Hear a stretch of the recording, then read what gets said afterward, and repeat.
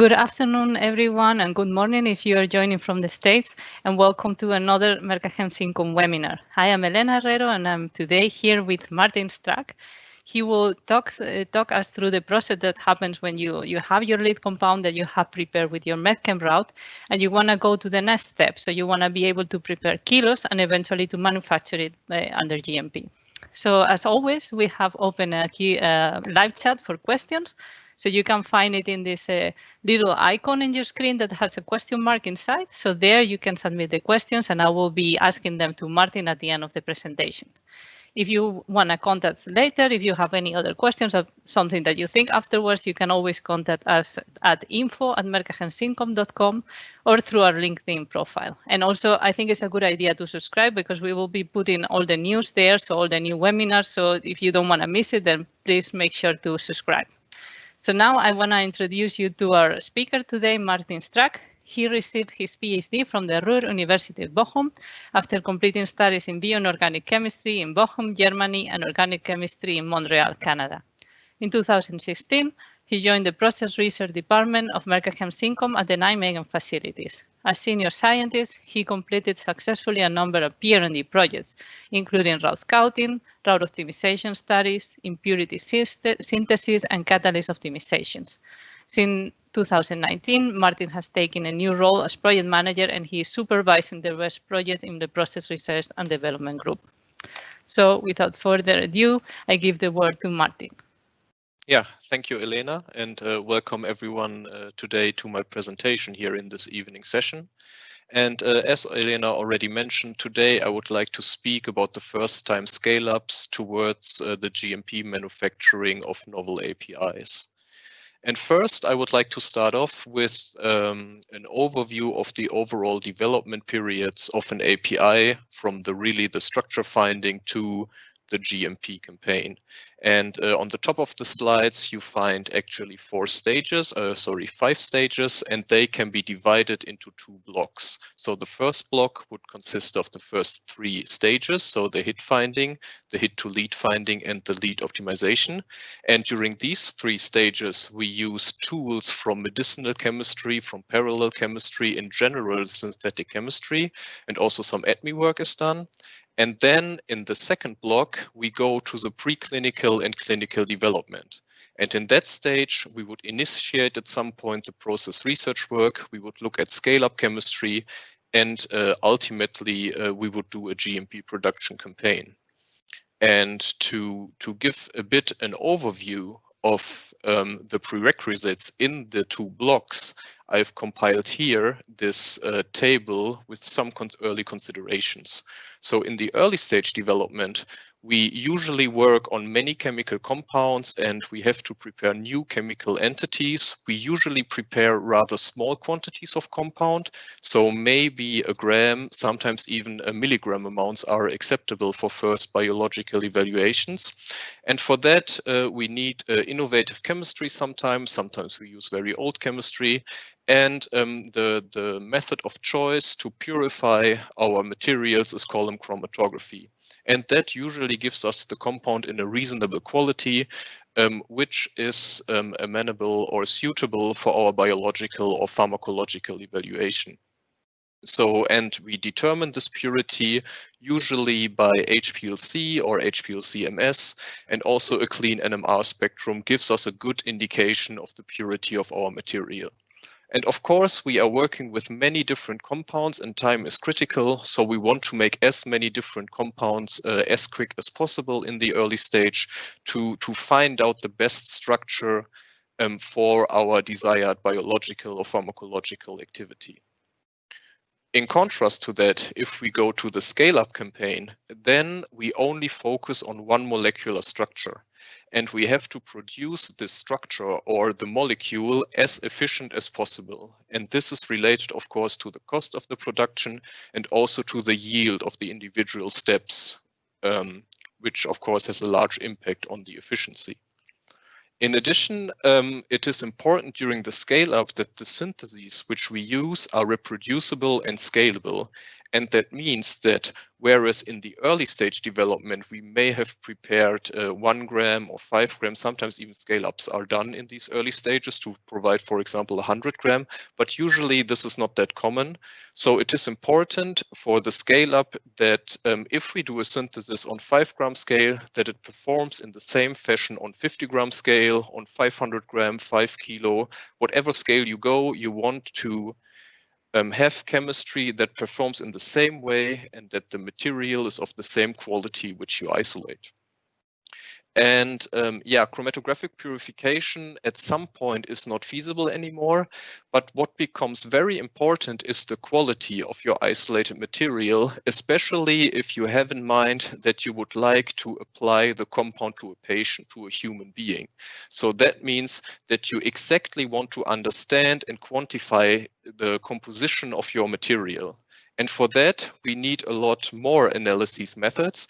So we will still most likely rely on HPLC MS, for example, with UV detection. We will also rely, of course, on NMR. But in addition, we also want to quantify further components, for example, water or residual solvents. So these are regulated for API materials. Furthermore, we have to make sure that not half of our material consists of a salt, and also elemental impurities, usually transition metals, are strictly regulated in our final API material, so these have also to be controlled. In addition, a new component regarding the analysis of our material is the solid state. So if you would like to apply your compound in a solid form to a patient, different solid forms, which are called polymorphs or solvates, may have a different pharmacological activity. So what you have to determine at some point during your development is the most preferred form, and then you have to ensure that you only produce this form throughout your development stages. And of course, again, time is critical during our development, but also the quality of our material becomes critical, because if we do not meet the specifications or the guidelines which are given by the local or global authorities, then we cannot use the materials in our anticipated study. So this was now an overview of the early stage development, so where we work with many compounds, and then the scale up. And here on this slide, I have compiled a brief overview of activities which are necessary to go to a GMP campaign. So here on the slide, there is only one possible scenario, and there are many ways to get to GMP material, but this is one overview which we see very often and which has some advantages compared to other approaches. So we start here on this slide on the top left. So we have the clinical candidate selection, and that means that you have determined the best structure for your pharmacological activity, and you would like to take this molecule now to the scale-up stage. So, and then the first step that we have to take is we have to find a suitable route to produce the material on larger scale. Furthermore, it is important already in this early stage to realize that we later on want to do a GMP campaign, so on the far right. So the chemistry which we develop actually already has to fulfill early on a lot of requirements to be suitable later on in the GMP campaign, and we have to consider this when developing the chemistry. As soon as we have demonstrated then our route, so we have here the route demonstration, this is usually accompanied by the preparation of an early tox batch. So this is a first batch of material which is of R&D quality, and this material can already be used, for example, for formulation R&D or for early tox work or early stability work. Then with this route demonstration, we can then go to the further stages, and the next stage in our scenario here would be the GLP tox batch. So to go to this intermediate stage, we have to define the solid form of our material, so that we would do with a polymorph screening or a salt screening. We have to source the raw materials.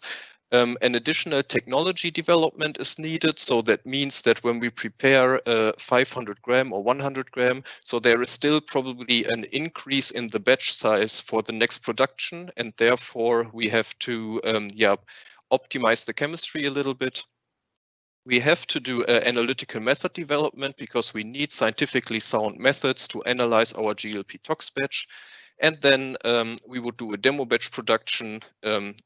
Depending on the impurities in your final material, impurity research is required. And then with all these activities, you would get this intermediate GLP tox batch, which gives the API in a development type of quality. And with that material, you are allowed to do regulatory tox studies, formulation work. The material is also used to qualify a reference standard, which is needed for the GMP batch. And you can also do accelerated stability studies. And from this intermediate development quality material, we can go to the next step, which is the GMP campaign. So in principle, what we would like to do is we would only do minimal changes to the chemistry. To produce the GMP material, we have to validate our analytical methods, and then we end up with our GMP batch, which can be used in first-in-human clinical trials. And further, we can also use it for ICH compliant stability studies. And this is also the synthesis campaign which you would use for your IMPD filing. But today, I would only like to speak about the first stages of this development. So in principle, what activities have to be done to go from the clinical candidate selection to a route demonstration, giving an early tox batch in R&D quality. And for that, at Merck KM Syncom, we like to do a so-called route scouting program. And the route scouting program consists of paper route scouting and experimental route scouting. And these activities are, of course, not separate. So you will probably first do some literature analysis, then go to the lab, do some experimental work. And then during your experimental evaluation, you would, of course, again go to the literature to get deeper understanding of the chemistry that you want to use. So in this route scouting, we very often observe 3 stages. So the first stage is basically a theoretical assessment of the chemistry, which we use to create an overview of all synthetic options towards a specific molecule. And this is a creative process which requires brainstorming and a company-wide collection of ideas. And then when we have collected all our ideas, then we would prioritize them. And we would probably take 2 or 3 very promising approaches to the lab for evaluation. And this evaluation then is the second stage of our route scouting. And here we very often see 3 phases for the experimental work, which we call the key steps first, optimization, and demonstration. And then the third stage in our route scouting would then be what we call production with increasing quality demands. And this is on the previous slide, all the development activities which are needed to go to the GLP tox and the GMP batch. And here I put it in brackets because, yeah, it's still part of the route scouting because there is some research component there, but actually the chemistry is already set at this point. So to initiate our route scouting program, we have to systematically and efficiently generate synthetic routes towards our target structure. And what we would like to have an efficient process is a convergent route. And that means that we would like to minimize linear steps, which gives a more efficient synthesis. Furthermore, we would like to have a very efficient protecting group strategy because protection and deprotection steps always add up to the linear sequence of our molecule. And of course, the best protecting group is no protecting group. And of course, the routes which we create on paper have to be feasible because, if we don't trust in our route on paper, then it will be very difficult to also make it work in the lab. So to create these routes, we like to use the so-called disconnection approach, or in the literature, you will also find the term retrosynthesis or retrosynthetic analysis. And what we do in this approach is we do strategic bond disconnection in our final structure. And doing that, we divide the molecule into suitable building blocks, and then we look again at our building blocks, again cleave strategic bonds, and we do that in an iterative fashion up to the point where we only have commercially available starting materials. And to illustrate that, I put here the small picture on the bottom of the slide with 3 different building blocks. So a gray ball, a blue ball, and a red ball, and we have 2 strategic bonds. So if we cleave these bonds, we end up with our 3 building blocks. For example, the blue building block is already commercially available. So this is it, then we are finished with that part. And for example, maybe the red building block consists of 2 smaller building blocks, so small orange and small red. And maybe the small orange building block requires a functional group interconversion, which then gives the commercially available small yellow building block. And for the top gray building block, we maybe first have a functional group interconversion followed by a strategic bond disconnection. By doing the disconnection, we already start, when we do that, with thinking about how we can form this bond later on. And a very important point in our development program is that we are stuck to the structure which we have to make. So in the early stages, where we still work with many compounds, so in the block 1, we would probably discontinue the chemistry on one particular compound if we see that the chemistry does not proceed that well.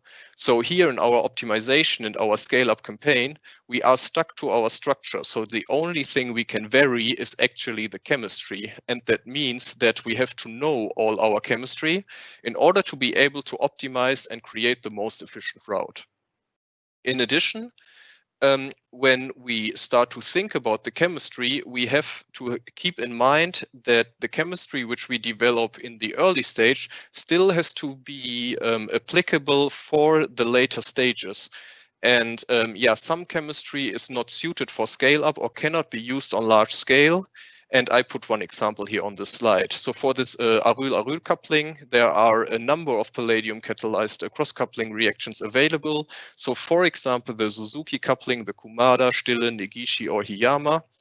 And if we think of a GMP campaign, then it comes to our mind that maybe the tin byproducts are not very nice on large scale, so they are difficult to remove and they are quite toxic. So we would think that we do not want to put a lot of effort into a Stille coupling because it will never make it into our GMP campaign. When looking into the literature and analyzing the different chemistry that is available, we can also already get very early on a good feeling for the optimization parameters of our anticipated step. So for example, for our Suzuki reaction, we will find that there is always a palladium source involved, there's always a ligand involved, a base, a solvent, and a temperature. And these will actually be later on during the experimental work, our optimization parameters, which we can fine tune to really get the highest yield and the most efficient process. So this was a bit about the theory of the disconnection exercise, and now I would like to go to one example. And today I have chosen here this compound GS5734, which is also known as Remdesivir and which has been approved for the treatment of severe cases of the coronavirus infection. So what we do with this molecule when we start our disconnection exercise, we want to find out, or we want to find suitable commercially available building blocks and also strategic bonds which can be formed during our synthesis campaign. And if I do this with this Remdesivir, I come up with the following picture. So here we have 6 different building blocks and we have 12 different bonds which may be formed during the production process. So to quickly guide you through this, so we have in blue on the left the ethyl-butyl alcohol. Then in black we have an alanine moiety. We have a phosphorus bridge which connects the alanine to the ribonolactone compound, so the sugar moiety. Then we have a cyanide functionality, and we have this bicyclic compound, which I will name BB1. So as I already mentioned, we would like to create a convergent route. And from this analysis, we see that we could combine 2 times 3 building blocks when we cleave bond 4. So this on first sight seems to be a quite efficient approach. So if I cleave this bond 4, then I will end up with intermediate 1 and intermediate 2. And intermediate 1 then would be including the phosphorus bridge, which still has 1 leaving group, and this would then be attacked by the hydroxy function of intermediate 2. And then I disconnect further to the commercially available building blocks. So for intermediate 1, that would be bond 1 and bond 2, and for intermediate 2, that would be bond 6 and bond 7.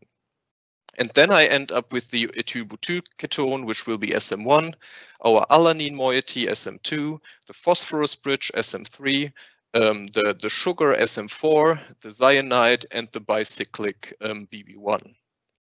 So for today, I would like to assume that BB1 is actually commercially available because, yeah, doing the route scouting on BB1, which also gives a lot of options, and that would be a bit too much for our presentation today.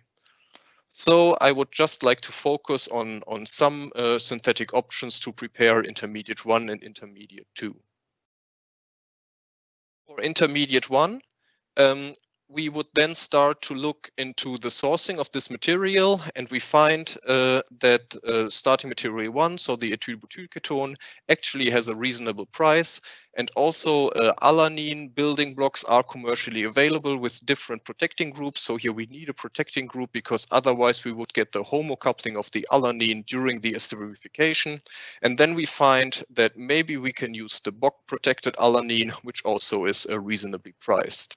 From literature, we find that the reaction parameters will be a coupling agent, or you may also call it an activator, a base and a solvent, and then we end up with intermediate 3. The subsequent step would be the Bock protection with the reaction parameters of acid and solvent. And of course, in all these steps, the temperature is also a reaction parameter.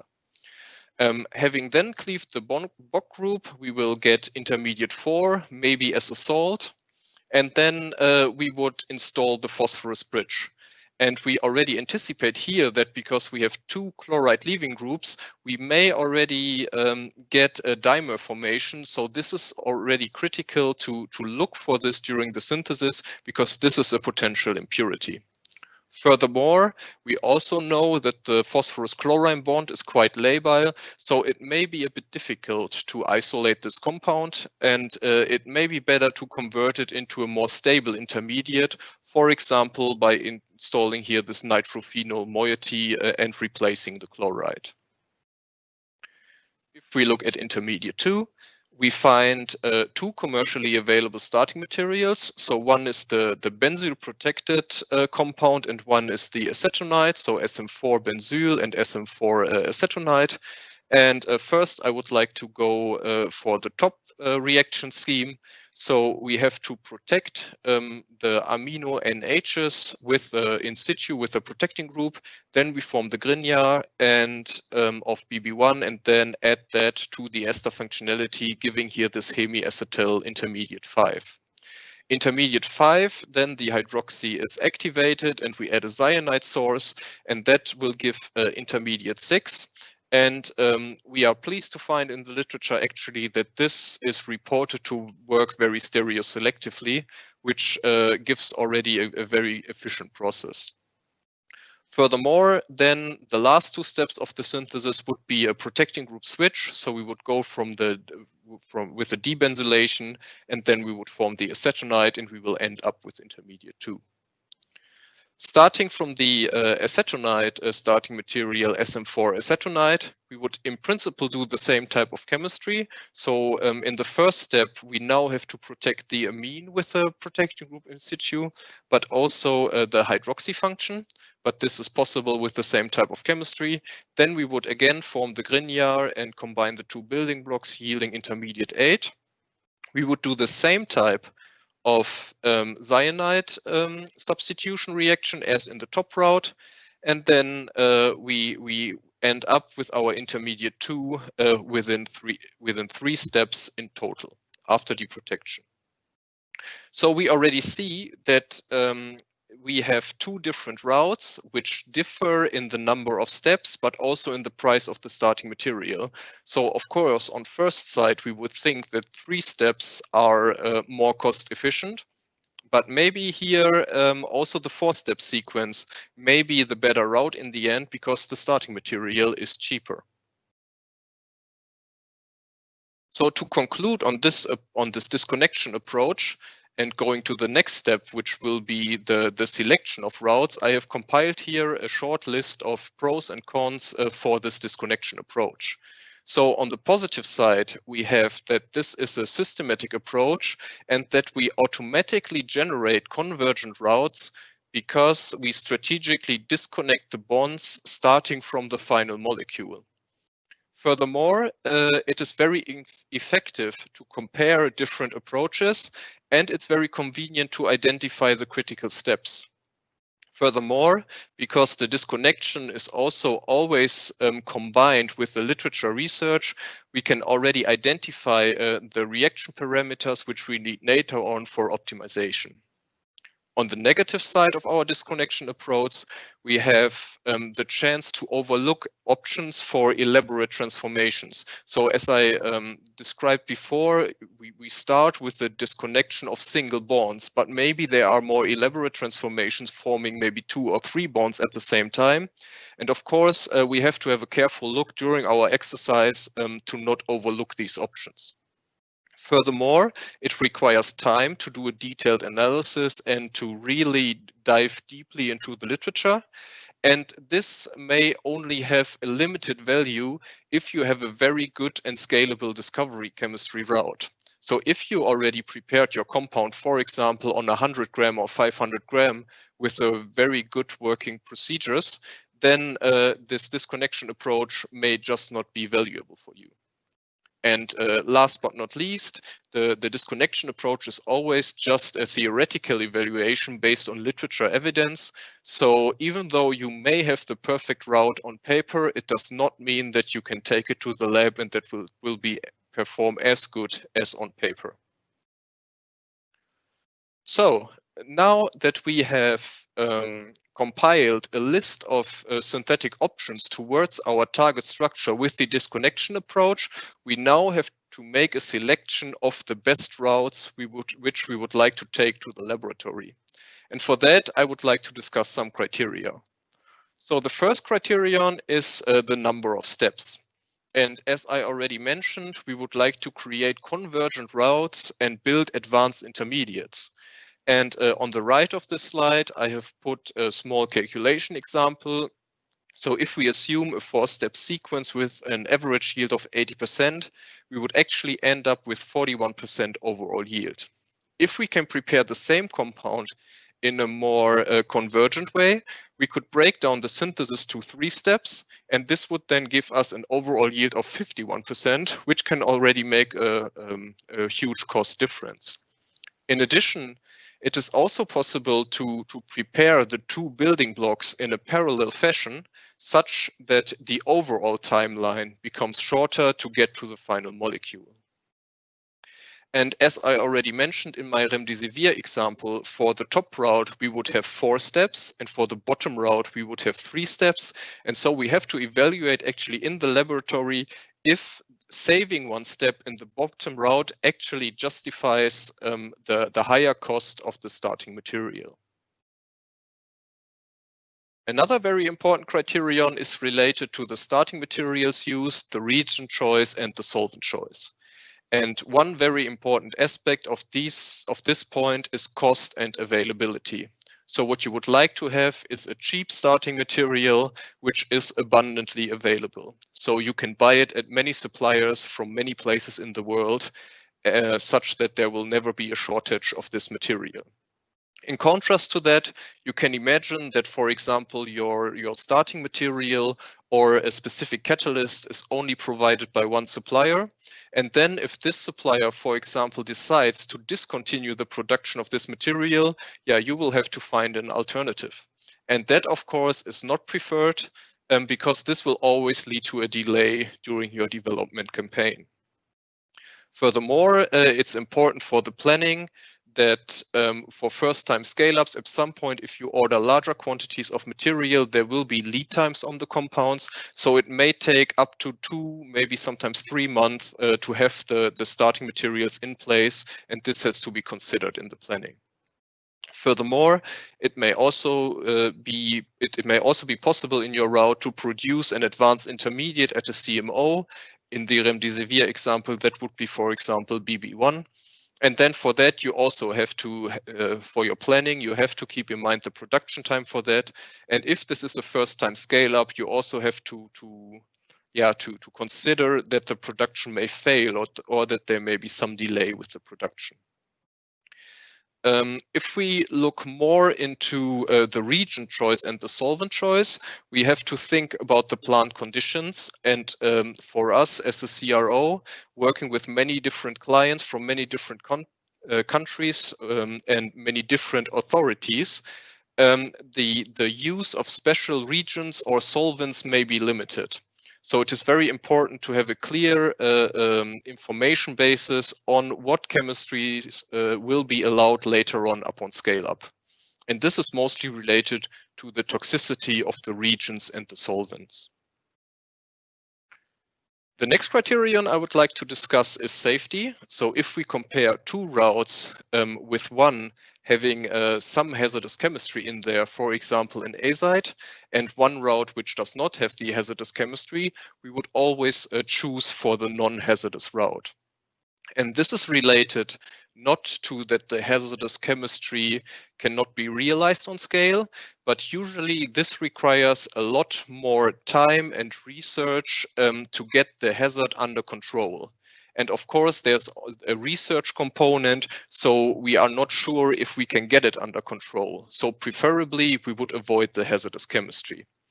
Furthermore, safety is also related, of course, to toxicity of intermediates and regions and byproducts. And of course, if we have a route which does not require or which does not include any toxic materials or solvents, then we would use the non-toxic route. Another important aspect which we have to consider early on is the anticipated GMP strategy, and I will come to that on the next slide. And also, of course, very important is, do we think that the route is valid upon scale up? So will the route be successful in the laboratory? So coming to the anticipated GMP strategy, the first point I would like to discuss is a GMP compatible purification strategy. And what this comes down to is column chromatography. So as I mentioned in the first block, column chromatography or HPLC purification or SFC purification is the method of choice to purify your compound. But upon scale up, this is not the case anymore. So of course, column chromatography is possible and it is also done under GMP. But what you have to consider is that it is time consuming and that also means expensive. There are some limits to the scalability. So usually the separation power goes down when you go up in scale. And also you may end up with a different impurity profile. And the worst case scenario is that in your GMP batch, which you purify by column, you will get a new impurity. And then, this impurity has to be considered in your material, and maybe you will have to do additional tox studies. So what we recommend to do is to remove the columns from the process as early as possible, which will give us then defined impurities in our final material, which can be controlled and which are then considered in the final material. Furthermore, it's important to realize that only the final steps of your synthesis are GMP steps. And the next 3 points actually relate to the composition of your final material. So what is strictly regulated in the final API material are potential mutagenic impurities, product-related impurities, but also reagent and solvent residues. So, for example, here in this Suzuki reaction, I already mentioned that this is palladium catalyzed. So, and the palladium level for a drug substance has to be lower than 10 ppm for an oral administration, having a daily dose of less than 10 gram per day. And what we prefer to do, because 10 ppm is a very small value, is we would prefer to do the palladium step early in the synthesis, such that the residual palladium is purged a little bit in each step, and then at the end of our process, we will end up with a very low palladium level, maybe even below the detection limit. So now that we have created our routes with the disconnection approach and we have chosen some routes with our criteria, we are finally set to go to the laboratory. And as I mentioned early in the introduction, we frequently observe 3 stages, which we call the key steps first, optimization, and demonstration. And the goal of this overall experimental route scouting is to find and prove the best scalable route based on the experimental results. And what we would like to create is a very high level of control over our chemistry in order to be sure that when we scale up the chemistry further, it will still be successful. And this is related to the risk minimization. So when we initiate a GLP tox campaign, then we want to be sure that we can also end up with the final material in the desired purity.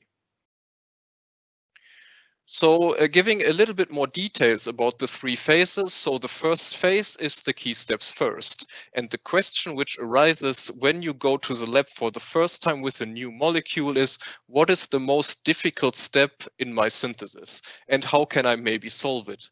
So to identify the most difficult steps, you already did during your paper route scouting some literature analysis, and maybe you found some difficult chemistry or a low yielding step. You may also anticipate a side reaction, for example, or there's just very few literature on a specific transformation. And then, having identified this step, we would like to reach this step in our synthesis as quick as possible. So we would like to produce some material. And we do this with a gram scale synthesis and also still using column chromatography to have the material as quick as possible.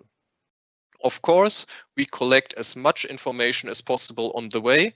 For example, which intermediates are solids, because this may be points in the synthesis which we can later on use as isolation points. And if I look at this Remdesivir example and of the intermediate 1 building block, then, as already mentioned earlier, we find here for the conversion of intermediate 4 to intermediate 1 chloride, this double reactivity of our phosphorus bridge. So what we would do then is we would do the first 2 steps as quickly as possible. So they are very well described in literature to produce some material for intermediate 4, test the phosphorus bridge installation, and then we would go back to the first 2 steps and optimize these in detail. And the goal of this first stage is to find a valid route which looks suitable for further development that can then be used in an optimization campaign. In our optimization, the second phase of our experimental route scouting, we then optimize every step in detail. And we do that by varying the reaction parameters which we found on earlier systematically. And usually we do that with parallel experimentation. So for example, here in our esterification reaction, we found already that we need a coupling agent, a base, and a solvent. And here in the table, you find some process-friendly reagent, bases, and solvents. Of course, there are many more options, so just some examples here. And what we would do then is actually a coupling agent screening, and then we would only vary the coupling agent, and then we would only vary the bases, and then we would try to find the best combination of all 3 parameters. Furthermore, we also look into the temperature of the reaction, the concentration, the reaction time, and the order of addition. So that can have a huge impact later on upon scale up. And also we develop workup procedures on gram scale which we can then later on use as isolation points, for example. And yeah, we already identify our purification strategy. So this is meant here with investigation to purification points. So and after this phase 2, we would have developed suitable procedures, usually on gram scale, which we can use in a demonstration campaign. And the demonstration campaign is then the third phase. And there we would do a scale up of our procedures to prepare a specific amount of material. So here, for example, I've written 100 gram, but this is mostly related. So the exact number is related to the material need. So for example, if you need 300 gram of material, it will be perfectly fine to prepare 300 gram in the demonstration. So what we do in this demonstration is we prove the scalability of the procedures and maybe fine-tune some further parameters. We want to observe scaling effects. So what we very often see is then if we scale up chemistry, that the reaction times become longer. We also see sometimes exotherms, which are more pronounced on large scale. And also, sometimes due to the prolonged reaction times, we see new side products, and then we have to optimize a bit maybe our purification strategy. What we would also like to do during our demonstration is to run the synthesis in multiple batches. So to do the same experiment on scale twice in order to see if we get the material in the same quality from two identical experiments. Furthermore, we demonstrate our purification strategy and we also demonstrate our isolation procedures. And this then gives a first batch of the final material, which can be characterized in detail to get a first idea of the specifications. Furthermore, as I already mentioned, this material can already be used for early development activities, for example, stability studies, pre-formulation, or early tox work.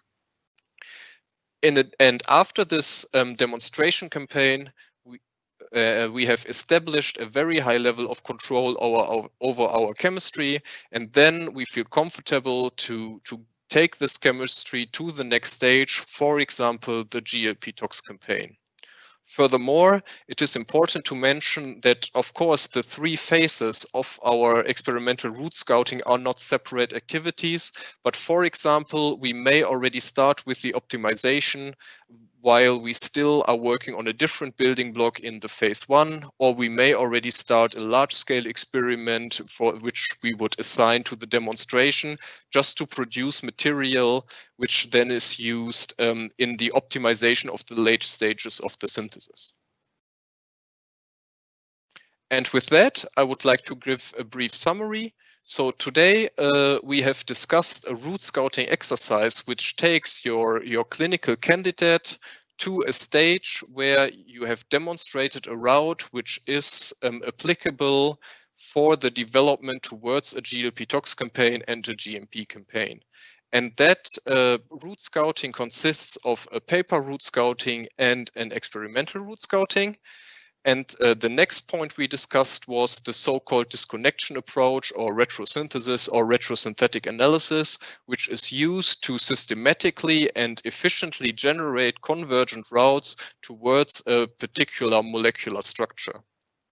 After that, we have discussed some route selection criteria, which are the number of steps, the starting materials, reagents, and solvents, safety aspects, anticipated GMP strategy, and chance of success. And then we have discussed the experimental route scouting, which usually consists of three phases: the key steps first, optimization, and demonstration. Furthermore, I have given a bit of a context where this work is situated in the overall development of an API, and also the next stages towards the GLP tox and the GMP campaign. And with that, I would like to thank you for your kind attention, and I will be happy to answer your questions. Thanks, Martin. Great talk. Very structured, very clear. So I enjoyed it a lot. So we have quite some questions. Let's start with that. So The first question is intermediate 1 chlorine product stereospecific? So probably you have to go yes, to one of the first slides, I believe. I think it will be on, for example, on this slide here on the bottom, it's shown. So it is not stereospecific, but the crystallization of intermediate 1 nitrate is described, and that works as stereospecific. So you can only crystallize the desired stereoisomer. Thanks. So the following question refers to the GMP manufacturing. So what are the key factors to choose your starting material for the GMP campaign? So I would say the key factor is, it depends on your GMP strategy. And this is something which has to be discussed. It can be, for example, discussed with the authorities, but usually as a first estimate of a GMP strategy, what I would suggest to use is to have 3 purification points where you isolate the compound or the intermediate as a solid form, and then you also develop analytical methods for these 3 intermediates. And then you would have to have 3 of these points, and this then would be the GMP part of your synthesis. So you mean that these 3 isolation points will be on the GMP part, no? So and the one before will be your regulatory starting material. Yes, indeed. Yeah. Okay, thanks. So the next question is, what are the main safety considerations you face, and at which step do you take them in consideration? So the safety of a compound is usually assessed already from the start. So of course, with the experience we have with process chemistry and also with organic chemistry in general, we can quite quickly assess which molecules are potentially dangerous. So these are, for example, azides. These can also be tetrazoles. But in recent years, we see a lot of azide chemistry actually coming along. And what we do then is we have a first look into the chemistry and try to early on evaluate the safety of the compounds, for example, by DSC analyses. And with that knowledge, then we can try to, or we develop a safe manufacturing route, either by getting the hazard under control or by circumventing the hazard. Thanks. So the next question says, you have shown samples of metal catalyzed reactions. Do you have experience with enzymatic catalysis, and how are the challenges when you want to scale it up? So we have experience with enzymatic catalysis. I'm not sure. So not for these CC bond forming reactions, but for example, for acetylations or for condensation reactions, we do have experience, and we have seen actually, so we also have scaled them up to the kilogram scale, and there are kits available of commercially available enzymes, and they can be screened quite conveniently. And also they are also available for scale up. So enzymatic reactions are definitely an emerging field, which also reach the development stage currently. Mm-hmm. Next one is, you mentioned mutagenic impurities. How can you anticipate that an impurity is going to be problematic, is going to be mutagenic? Yes, so if we look on the slide, so there is the guideline, which is called ICH M7, and there is a list of potential mutagenic impurities. So if one of the, so there are compound classes are named in this guideline, and then you can have a look if you have this kind of structure in your material or you anticipate it as a side reaction, and then you have to do an evaluation of your chemistry. Okay, thanks. Regarding solid state, when is a good idea to start doing solid state studies on your compound? Yes, so in principle, of course, every development has to be completed when you would like to do your IMPD filing. So before that, you need the solid state results. But you also need to know something about the formulation. So you only need to do solid state work if you want to apply your compound in some kind of solid form. So what we usually suggest is to initiate this work during the root scouting when the structure is fixed and you know that you have that it's a solid form, and or after the root demonstration.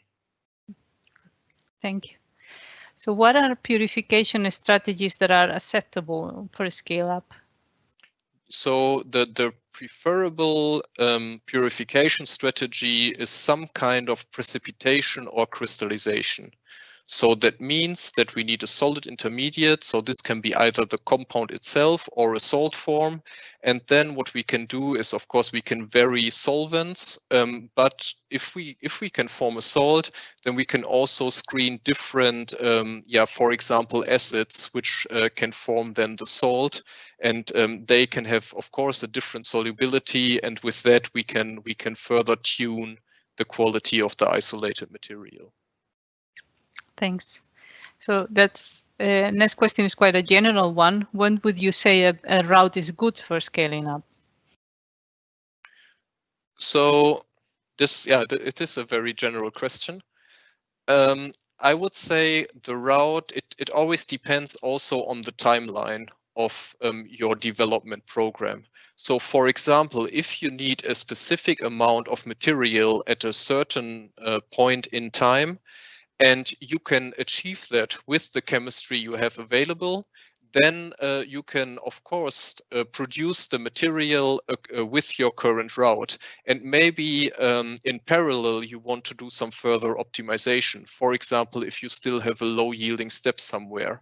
So I would think that the route may be acceptable if you can produce the required amount of material. But of course, we always aim for the best route that can be developed.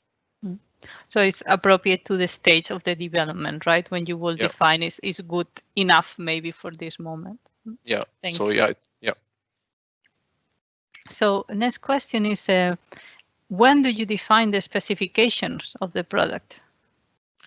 So this is usually done,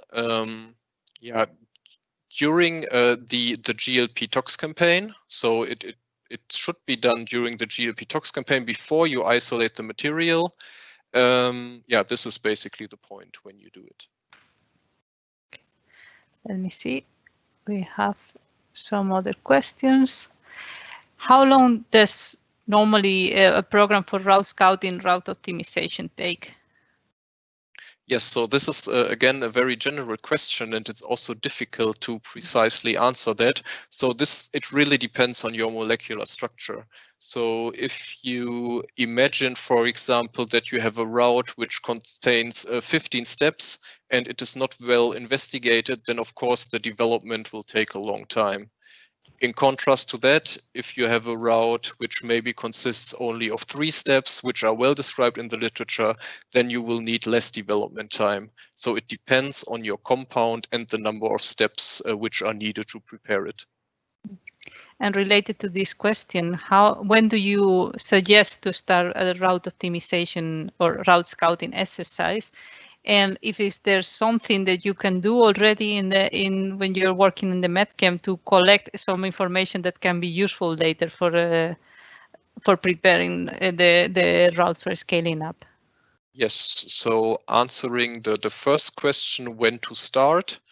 I would think it's the best to start as early as possible. So as soon as you know that the molecular structure of your final compound, for example, because of course the route scouting is still a research activity, and not everything works as planned sometimes. So we have to build in some safety, of course. And it may also be worth to, if you have during your development that you see that a building block is in all your different molecules, it may be worth to already initiate the route scouting or the efficient production of that building block, even though the final structure is not yet 100% clear.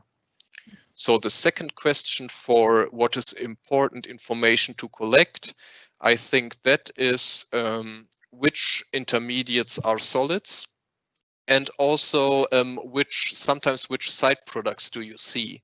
Because if you look at the side products, you may already get an idea what you have to change for your chemistry to optimize it, so to suppress the formation of certain side products.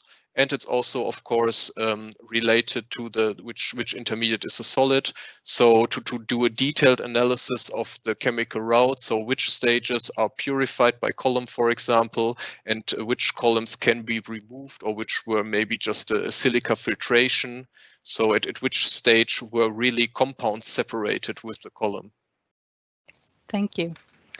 Can you give some hard numbers on the values for quality of R&D development and GMP, and it speaks specifically to HPLC purity?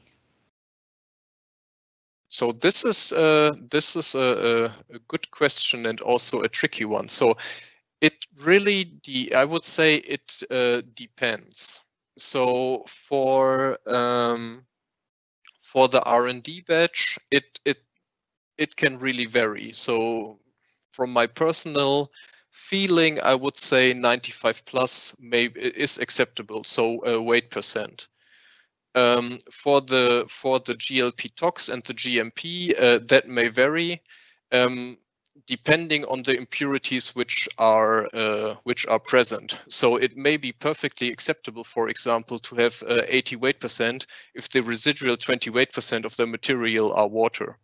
So yeah, it really depends on the composition of your material for the GLP tox and the GMP. Thanks.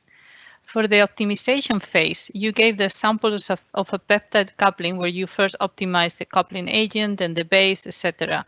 Do you also use design of experiments for the optimization? Yes, we also use design of experiments. Yeah, for selected synthetic problems, we do that. Yes. Thanks.